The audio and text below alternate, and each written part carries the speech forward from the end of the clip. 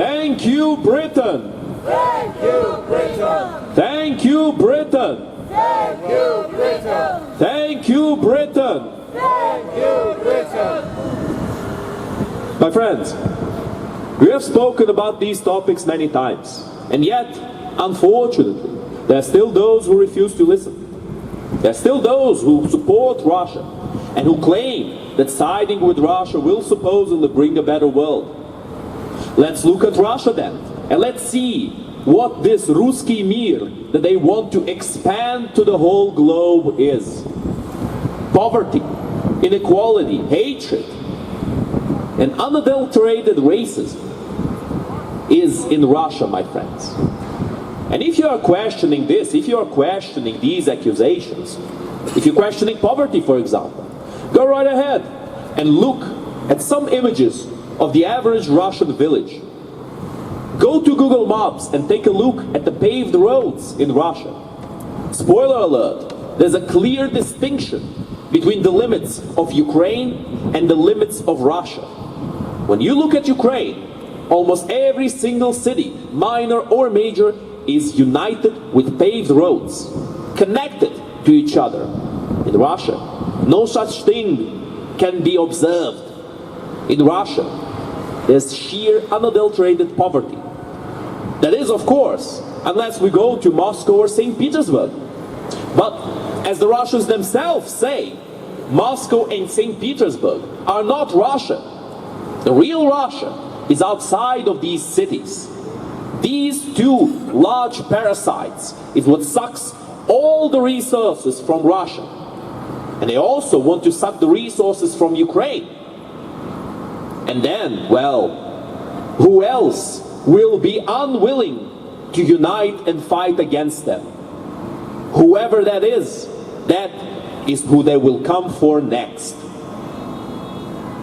On another topic, I'm sure that not everybody has heard about what's happened in Dagestan not too long ago. A group of Islamic extremists stopped a whole bunch of planes that were going to Israel to search for Jews in the engine.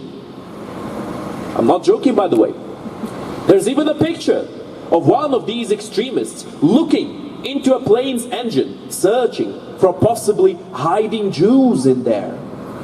I guess nobody told them that when a plane starts, when a plane takes off, nobody can be hidden in the engine because they'll be made into minced meat.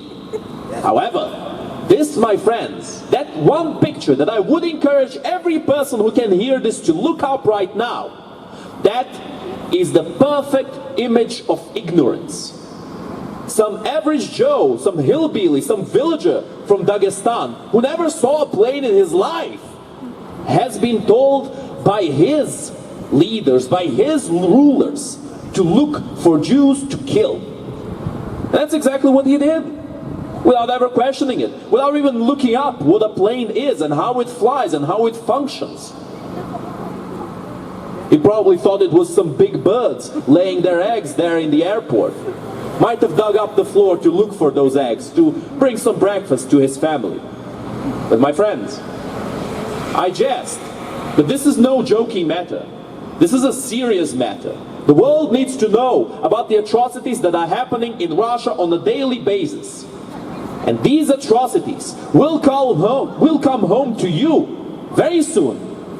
Because Russia, as they claim themselves, Russia has no borders. And this, my friends, is not an open border policy. It's not a policy of whoever wants comes in. No. This is an expansionistic policy that the Russian terrorist regime has. And what it truly means is that Russia's borders end wherever they are stopped.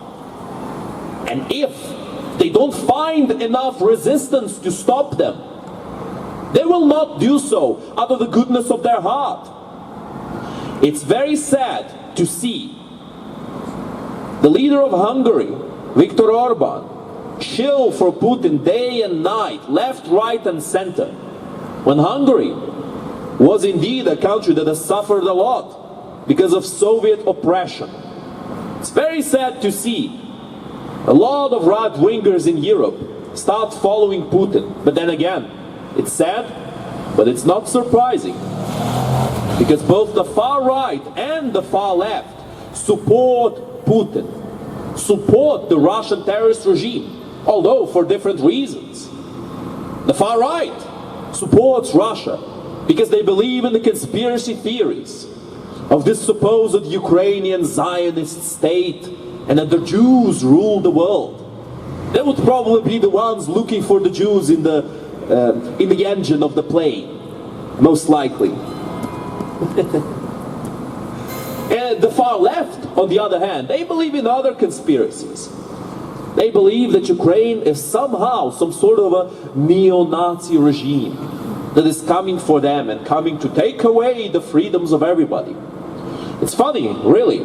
I mean, it would be if it weren't so sad. With all the wars that Russia has started, they attack the one nation that has never started a war in their whole history of independence. Ukraine has never attacked anyone. Ukraine has never declared war on anyone.